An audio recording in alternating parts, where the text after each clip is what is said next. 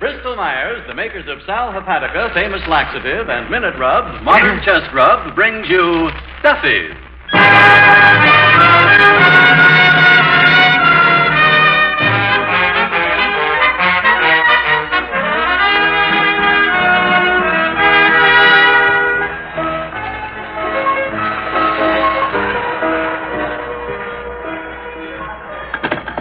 Hello, Duffy's. Where do you late meet to eat? Archie, the manager's baking. Duffy ain't here.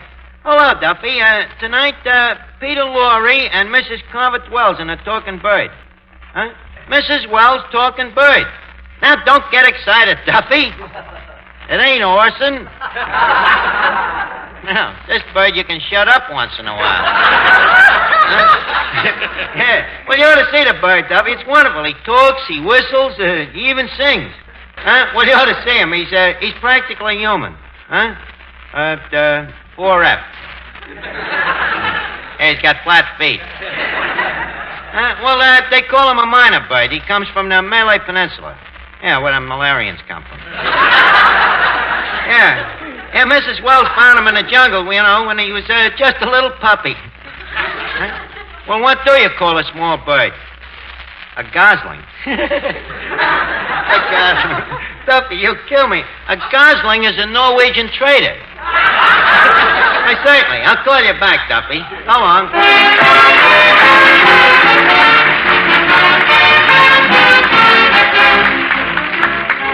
Ladies and gentlemen, welcome to Duffy's. Come in and meet Finnegan, Eddie the waiter, Miss Duffy, Johnny Johnston, Paul Weston and his orchestra, our special guests tonight, Peter Lorre and Mrs. Carveth Wells' Mynah bird, Raffles, and Archie himself, Ed Gardner. Harry, don't forget the announcement about the book, Duffy's First Reader. Oh, yes, I'll make it now. Yeah, orchestra, frame prep, please. Thank you. Go ahead, Harry. Yes. Ladies and gentlemen, ever since Duffy's has been on the air, people have been asking why Archie hasn't written a book. Well, finally, it's happened. It has been written by the great genius. Harry, please. Folks, he means it has been wrote. Bonzel, watch your diction. Yes, excuse me. Yeah, Archie has really wrote a unique book. It is called Duffy's First Reader, and there are chapters on mathematics, etiquette, history, and grammar. Not to mention my autobiography. That's right. And Duffy's First Reader is profusely illustrated. Harry, tell him it's got pictures, too. Yes, pictures not only of Archie, but of the famous personalities who have visited Duffy's in the past. 48 pages of pictures and laughs. And all it will cost you, ladies and gentlemen, is the cost of postage and handling. In round numbers, 10 cents. That's all. Simply send your dime, no stamps, please, to Duffy's First Reader, Post Office Box 67, New York City, New York.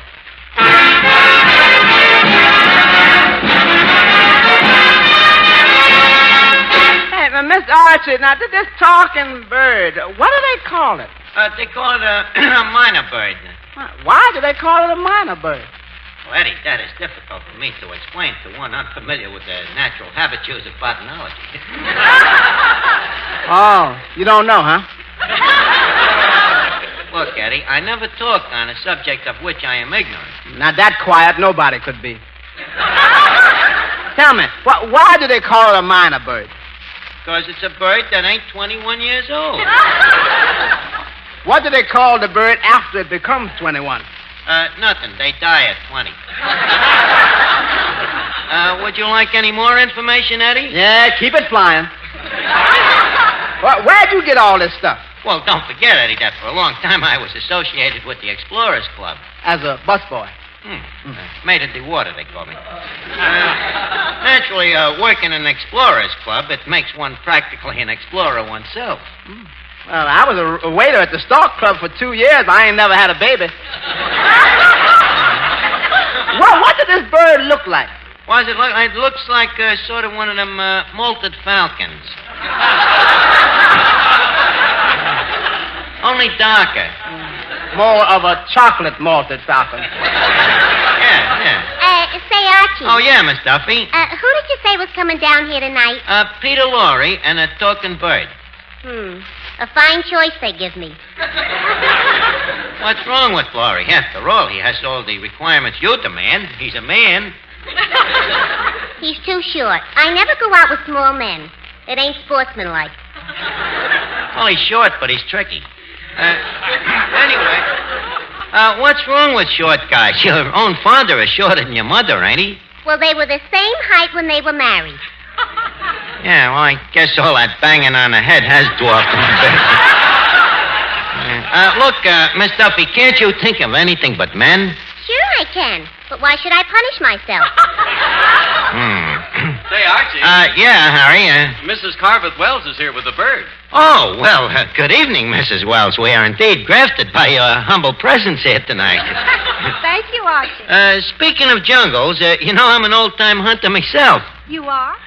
Yeah, many's the time I hunted elephants, lions, tigers, hyenas. Yeah. Eddie over there used to be me safari. Priceless, Eddie. Many's the time he has trekked me out of the jungle. Which jungle? What was the name of that one again, Eddie? I'm sorry, this is the one you got to trek yourself out of. Well, anyways, as I was saying... Archie, can't we hear the bird talk for a change? Say, that is a very good idea. How about it, Mrs. Wells? All right, I'll take Raffles out of his cage. Huh. Rather hear a bird talk than me. Is that the bird doing that? Raffles, whistle your favorite tune. Whistle your favorite tune. Whistle your favorite tune. Whistle. Whistle your favorite tune. Better throw him a grape. Whistle your favorite tune. Whistle. Wonderful, Now huh? whistle my country 'tis of thee, Raffles. Whistle my country 'tis of thee. Whistle. My country 'tis of thee. Whistle. Now, Raffles, you're gonna whistle. You're gonna whistle, hail, hail, the gang's all here. Hail, hail. Whistle, hail, hail.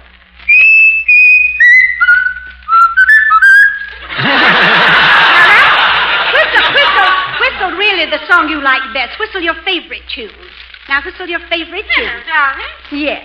Now, Raffles, you're going to whistle your favorite tune again? All right. When you saw Duffy's picture, did you laugh? Raffles, what do you say to this pretty girl? Likewise, I'm sure. When you saw Duffy's picture, did you laugh? Did you laugh? Now, Raffles, That's a very bright bird. whistle your favorite tune. Whistle your favorite tune. Whistle your favorite tune. Well, that's fine, Raffles, but you're going to say hello, Jojo? Going to say hello, Jojo? Say hello, Jojo. Hello, Jojo. Now, Raffles, change your voice. Jojo. Now, Raffles, Hello, Jojo. I know that you have a tune you like best of all. How about whistling the tune that you like best of all? Whistle, whistle, whistle. Whistle, start singing. Excuse me. Hello? Hello, Duffy. Yeah, the bird's here. Well, don't worry, Duffy, don't worry. I'm watching him. Yeah, besides... Anyhow, I got me hat on. Huh? What? No, Duffy, you're wrong. No, Duffy, it was not. Nah. I thought it was Gabriel Hayter. Well, gee, Mrs. Wells, that was wonderful. Ain't there nothing this feathered quiz kid can't do? Well, Raffles can't give you advice. He can't, huh? Well, touche. We got a bird that can. Give, Bunzel. Gladly, Archie. Ladies and gentlemen, one of these days you may wake up in the morning with that dull, headachy feeling that comes from the need of a laxative. And if it's a crowded day, or if you have special plans, you may be inclined to put off taking that laxative till bedtime, even though it means you'll continue to feel under the weather. Well, now that's not necessary. Simply take Sal Hepatica right away, for then Sal Hepatica brings gentle, speedy relief, in fact, usually within an hour. So you can see you don't have to wait till night to take the laxative needed in the morning, and don't have to go through the whole day feeling out of sorts. And this famous saline has an additional advantage. Sparkling Sal Hepatica also helps sweeten an upset stomach by helping to reduce excess gastric acidity. So tonight, or first thing tomorrow, get Sal Hepatica from your druggist. Remembering this, caution, use only as directed. Then any time you need a laxative, whether morning, noon, or night, see if you don't feel better faster when you take gentle, speedy Sal Hepatica.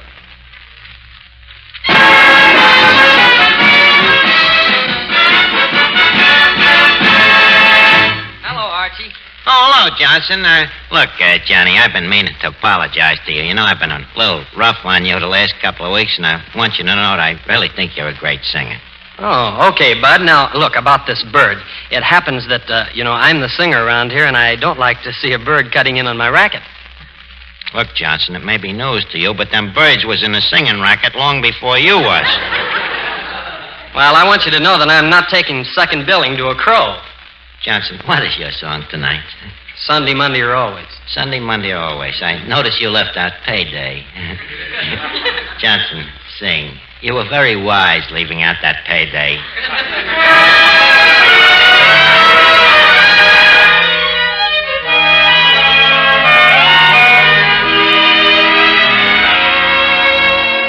Won't you tell me when we will meet again?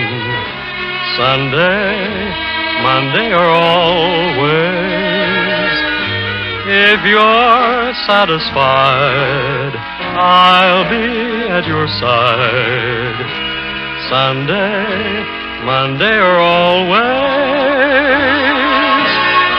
No need to tell me now what makes the world go round. When at the sight of you, my heart begins to pound and pound. And what am I to do? Can't I be with you Sunday, Monday, or always?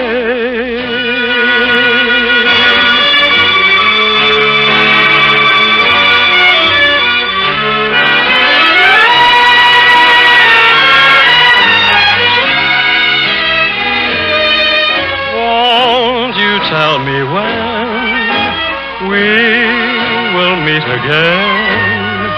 Sunday, Monday, or always? If you're satisfied, I'll be at your side. Sunday, Monday, or always? No need to tell me now what makes the world go round. When at the sight of you, my heart begins to pound and pound. And what am I to do? Can I be with you Sunday, Monday, or always?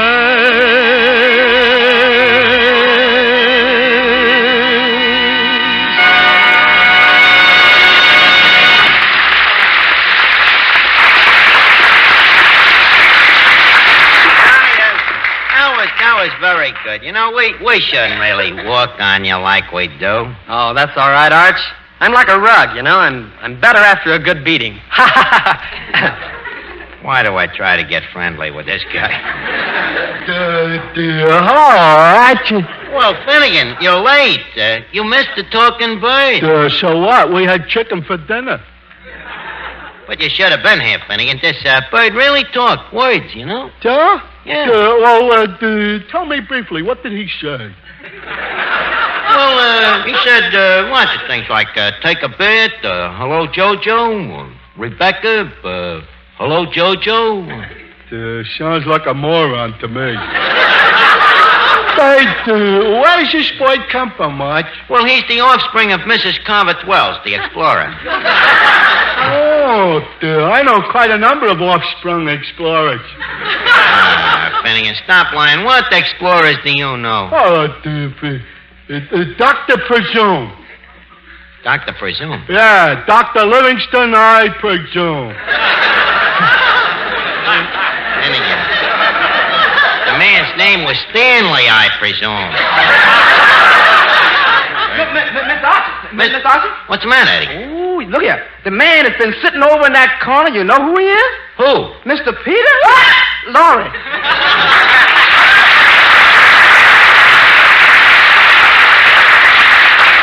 Oh, Mr. Lorre, it's a pleasure to have you here. Thank you, sir. Yeah, you make the rest of the gang here look less gruesome. Please, Archie, I don't want you to think of me as a horrible person. Well, all right. I'll try not to, then. No. Please think of me as a sweet, lovable man who makes certain people faint. Sort of non-musical Frank Sinatra. Sort of a Frankenstein actor. Yeah. Yeah, but you don't scare me, you know. I work for a guy who makes you look like little Orphan Annie. Who is that? Guy named Duffy. He's half ape. What is the other half? What? What is the other half? Ape. You should see him. He stands 5'6", sitting down on his stocking feet and has a neck that starts at his waist. Yeah, guy's all shoulders. In fact, when he buys a suit, he only buys the coat. Well, what does he do with the pants? His wife wears them. Oh, he sounds like a monstrosity. Yeah, swell fella.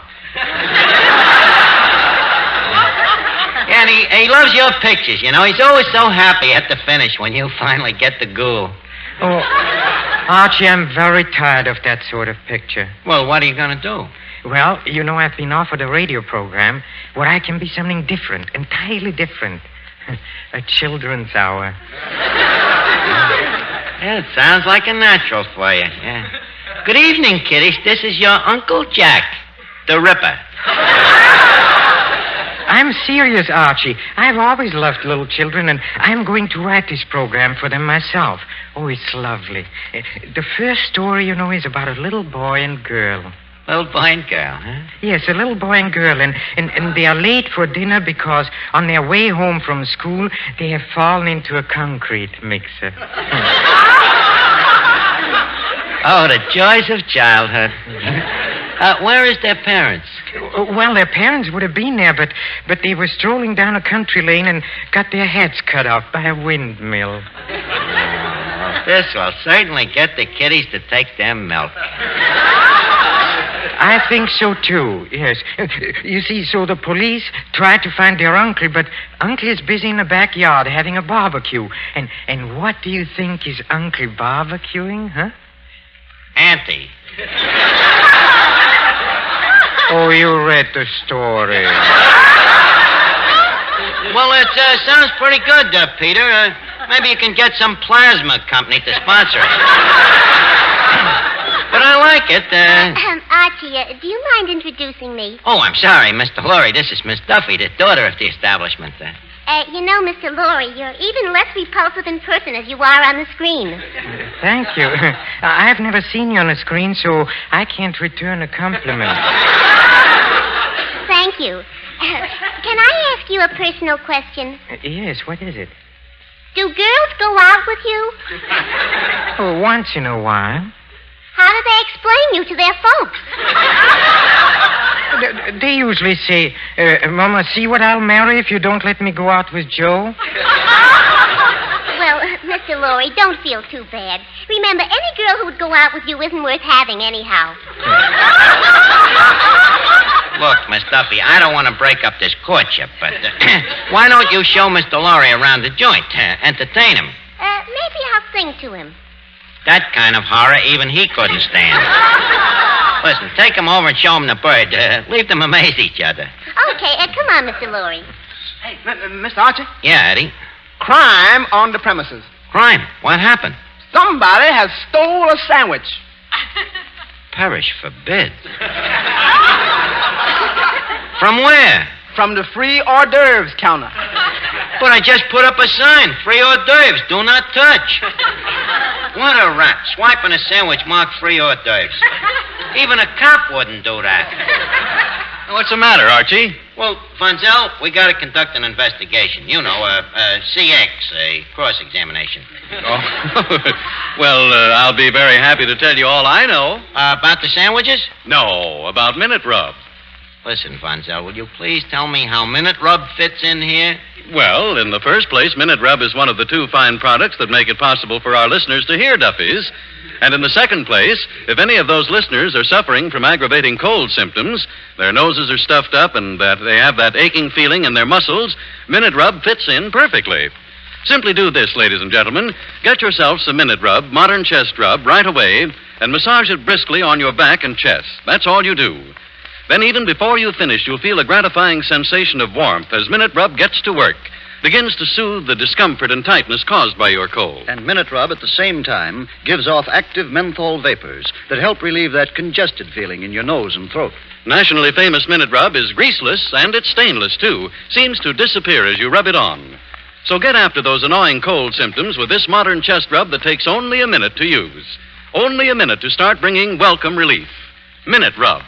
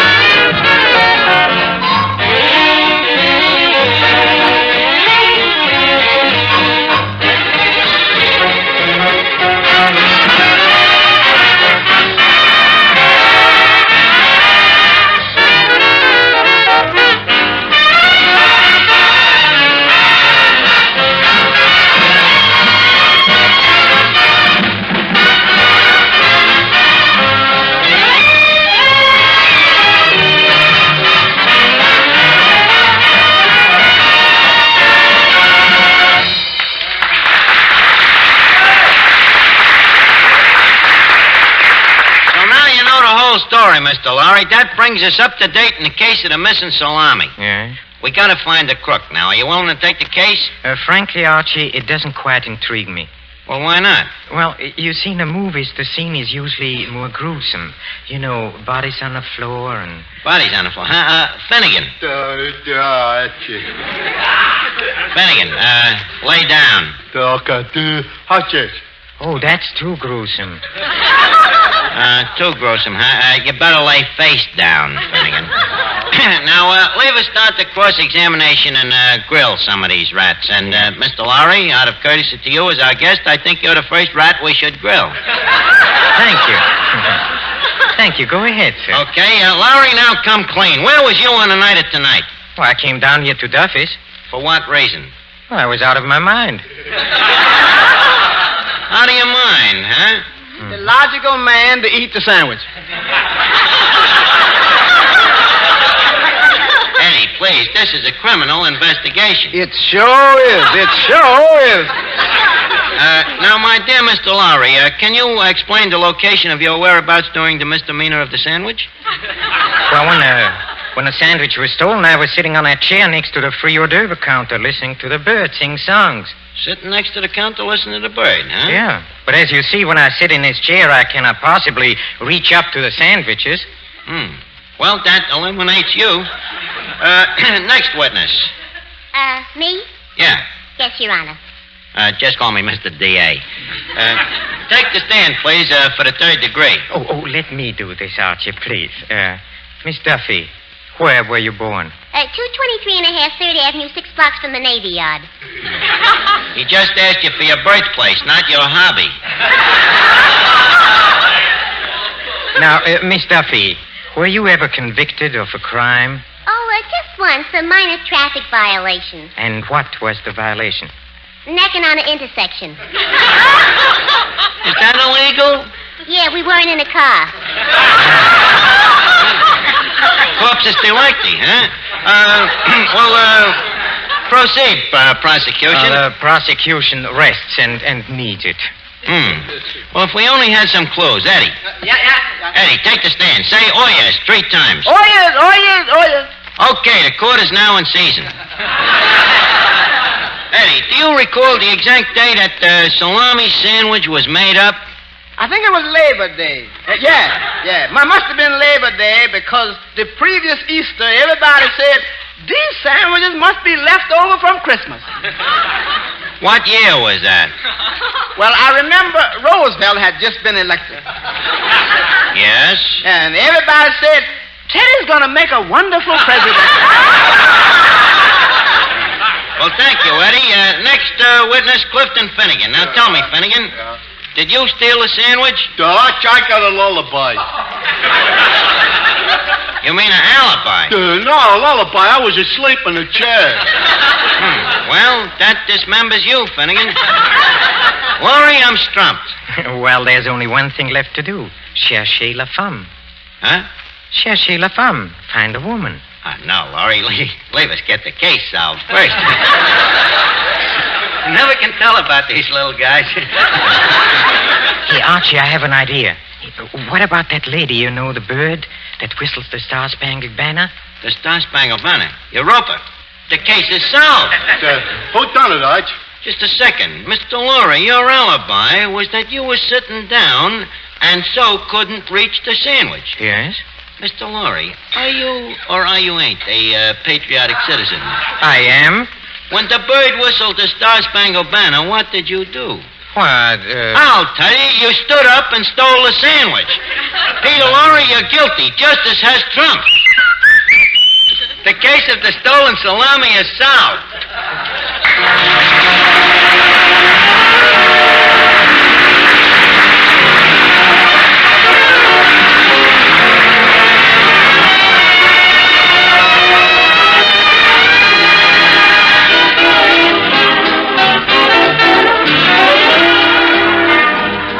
Well, it's time to leave Duffy's for the evening, but let's all meet here again next week when our guest will be Ida Lupino. And remember to obtain your copy of Duffy's First Reader. Address your requests to Duffy's First Reader, Post Office Box 67, New York City. Send $1 to cover cost of handling. No stamps will be accepted. That's Post Office Box 67, New York City. In the meantime, if you have a cold... Remember Minute Rub. If you need a laxative... Remember Sal Hepatica. And if you have a half hour next Tuesday evening at this same time, remember... Duffy's where the elite meet to eat. Archie speaking. Hello, Duffy. Yeah, that's right. Next week, Ida Lupino. I'm going to ask you to help me get Duffy's First Reader scenarioized for the movie. Yeah. Well, Duffy, by the way, have you sent away for the book? Well, why don't you? It's only a dime. Well, send in a dime to Duffy's First Reader, Post Office Box 67, New York City. Huh?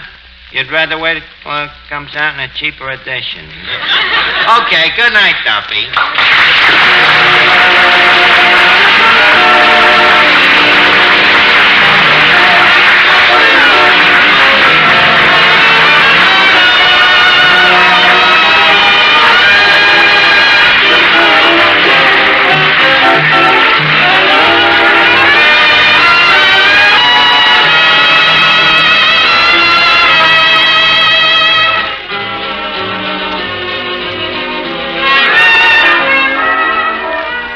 This program came to you from Hollywood. This is the Blue Network.